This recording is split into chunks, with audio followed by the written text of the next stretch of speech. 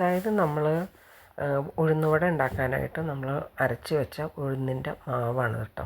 അതിൽ പച്ചമുളക് നമ്മൾ എല്ലാം ചേർത്തിട്ടുണ്ട്. ഈ ചേർത്തത് നമ്മൾ ബീട്രൂട്ടും കുറച്ച് ഉപ്പും ഓൾറെഡി അതിൻ്റെ അകത്ത് നമ്മൾ സവാളയും പച്ചമുളകും ഒക്കെ അരിഞ്ഞിട്ടിട്ടുണ്ട്.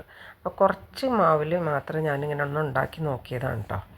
ആദ്യം നമ്മൾ കുറച്ച് ഉഴുന്നുവട ഉണ്ടാക്കി അതിൽ കുറച്ച് മാവ് ബാക്കി ഉണ്ടായിലേക്ക് നമ്മൾ നോക്കൂ, ഞാൻ ബീട്രൂട്ട് ഇട്ടു. എണ്ണ തിളച്ച് വരുന്നുണ്ട്.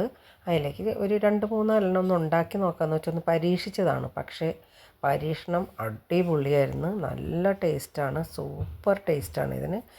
നമ്മൾ ഇത് ചേർക്കാതെ ഉണ്ടാക്കിയ വടയേക്കാളും വളരെ ടേസ്റ്റാണ് ഈ ബീട്രൂട്ട് ചേർത്ത വടയ്ക്ക്. ഒരു പ്രാവശ്യമെങ്കിലും ഒന്ന് ഉണ്ടാക്കി നോക്കണം കേട്ടോ. വട ഉണ്ടാക്കുമ്പോൾ നല്ല ടേസ്റ്റാണ് ഇതിൻ്റെ.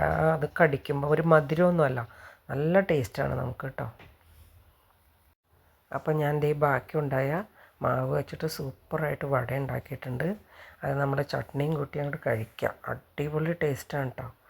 നമ്മളുടെ പാൻ ഇത്തിരി മോശമായിരിക്കുകയാണ്. ചെറിയ പാൻ വേറെ ഇല്ലാത്തതുകൊണ്ടാണ് ഇതിൽ തന്നെ ഉണ്ടാക്കിയത് കേട്ടോ. നമുക്കറിയാം ഓൾറെഡി പൊളിഞ്ഞ പാനിൽ ഉണ്ടാക്കാൻ പാടില്ല എന്നറിയാം. പക്ഷെ വേറെ പാൻ ഉണ്ടായിരുന്നില്ല. ഈ ഒരു പാനേ ഉള്ളു ചെറുത്. പിന്നെ ഇരിക്കുന്ന പാനൊക്കെ വലുതാണ്. അതിൽ എണ്ണ ഒഴിക്കുമ്പോൾ ഒത്തിരി എണ്ണ വേണം. നമ്മൾ ഒരു പ്രാവശ്യം യൂസ് ചെയ്ത എണ്ണ പിന്നെ നമ്മൾ യൂസ് ചെയ്യാൻ ഭയങ്കര ബുദ്ധിമുട്ടാണ്. അതുകൊണ്ടാണ് ഈ ചെറിയ പാൻ തന്നെ എടുത്ത. പാനില്ല ഇവിടെ, സത്യം പറഞ്ഞാൽ ഈ ഒരു പാനേ ഉള്ളൂ ചെറുത്.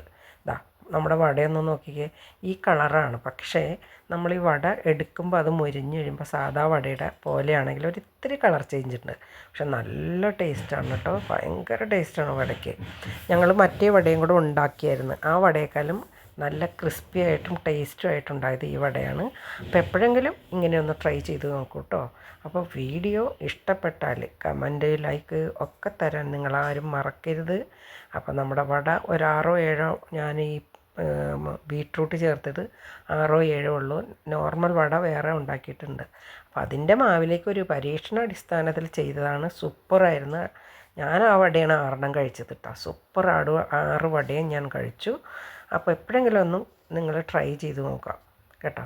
അപ്പോൾ ഇതിങ്ങനെ പൊളിക്കുമ്പോൾ നമുക്കൊരു ചെറിയ പിങ്ക് കളറായിട്ട് ഇങ്ങനെ ഫീൽ ചെയ്യും. പക്ഷെ അത് കടിക്കുമ്പോൾ നല്ലൊരു ടേസ്റ്റാണ്. അത് കടിക്കുമ്പോൾ അടിപൊളി ടേസ്റ്റാണ്. ഞാൻ ചട്നി ഉണ്ടാക്കിയിട്ടുണ്ട്, തേങ്ങാ ചട്നി.